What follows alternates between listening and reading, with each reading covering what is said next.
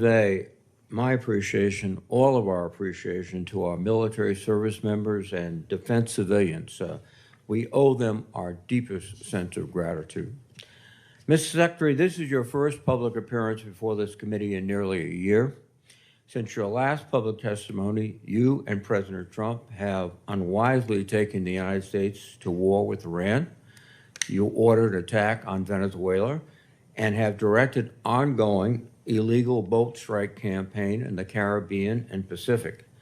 At your direction, our forces have bombed Yemen, Somalia, Iraq, Syria, Nigeria, and Ecuador. In the United States, you have deployed thousands of troops to cities like Washington, Los Angeles, Chicago, and Portland to police American citizens. And you have personally intervened to end the careers of dozens of military leaders without explanation. These actions will have significant and long-term consequences.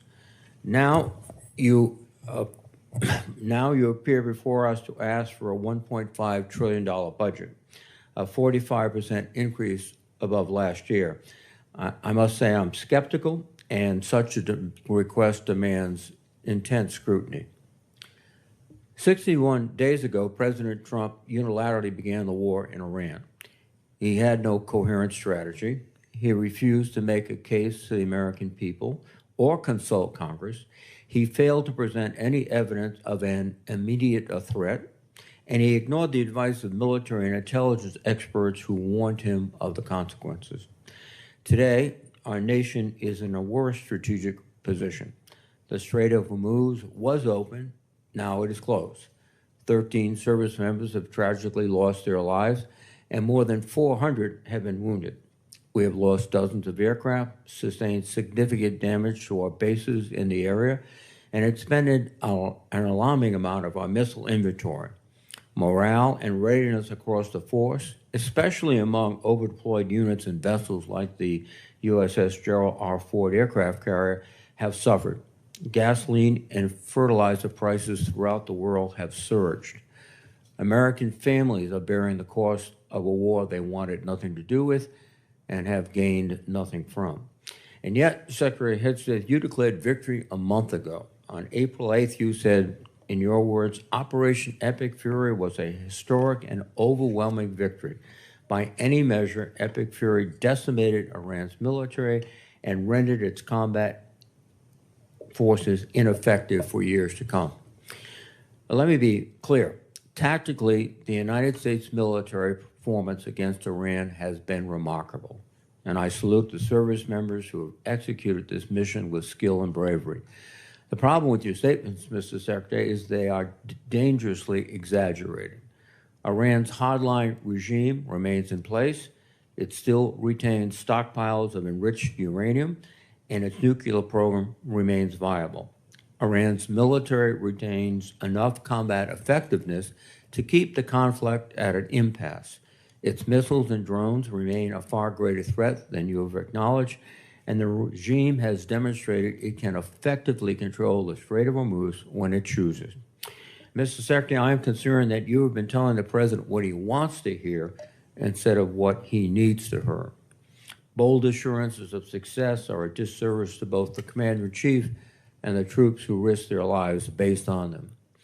Our military has performed heroically, but military force without a sound strategy is a path to long-term defeat. I'd like to know what options you are considering now, given the cost from this war and the stalemate President Trump has put us in. More broadly, Mr. Secretary, too often you have made dangerous statements that are counterproductive to the mission. You boasted about, quote, no stupid rules of engagement, just days after the strike. You have made troubling statements about showing no mercy. You have made troubling statements about showing no mercy and no quarter to the Iranians, orders that would constitute war crimes. As importantly, while our men and women are fighting and dying overseas, you have focused unduly on your own personal agenda. In the past 2 months alone, you have taken upon yourself to overhaul the chaplain corps, cancel flu vaccine requirements, repeal firearm restrictions on military posts, and bar service members from attending certain universities.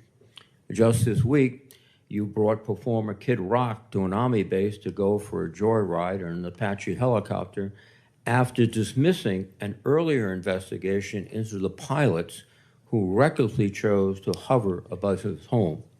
That runs directly counter to the chain of command and maintaining good order and discipline.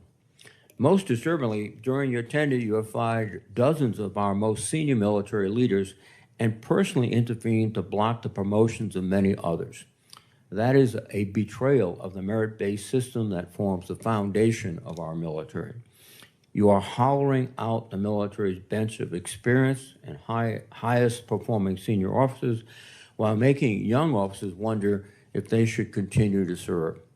My colleagues and I have heard from countless service members throughout the ranks, many of whom will be watching right now, who are confused and disturbed by your actions.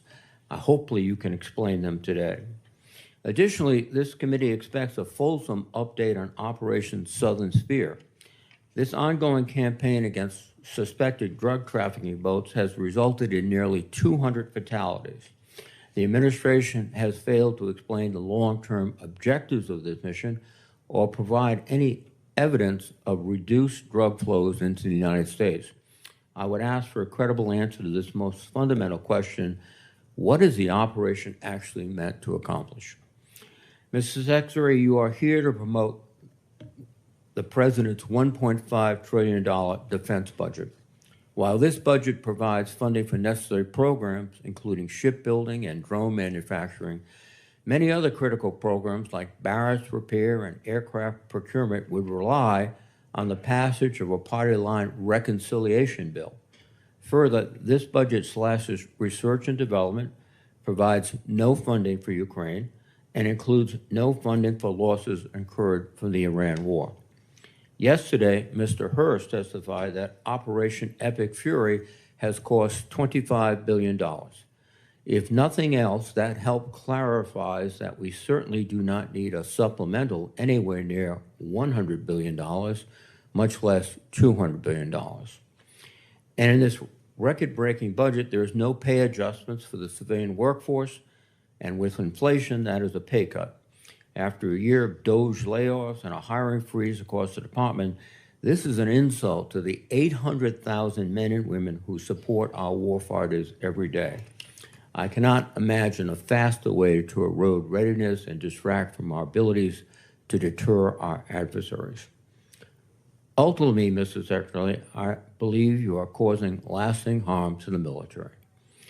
Like many